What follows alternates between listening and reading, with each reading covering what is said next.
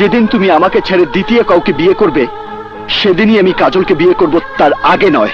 দ্বিতীয়বার বিয়ের পিঁড়িতে বসতে যাচ্ছেন ঢালিউড কুইন অপু বিশ্বাস। শাকিব খানের জন্য দীর্ঘদিন অপেক্ষা করলেও এবার ধৈর্যের বাঁধ ভেঙেছে, তাই পারিবারিক সিদ্ধান্তেই দ্বিতীয় বিয়েতে রাজি হয়েছেন তিনি।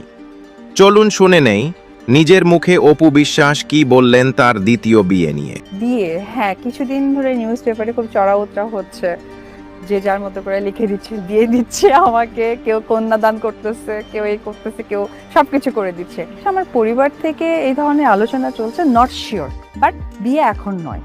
হ্যাঁ, কথা হচ্ছে ইন ফিউচার।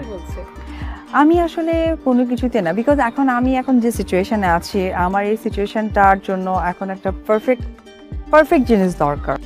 প্রিয় দর্শক, অপু বিশ্বাসের এমন কথা শুনে আপনারা কি বলতে চান এখনই কমেন্ট করে জানিয়ে দিবেন।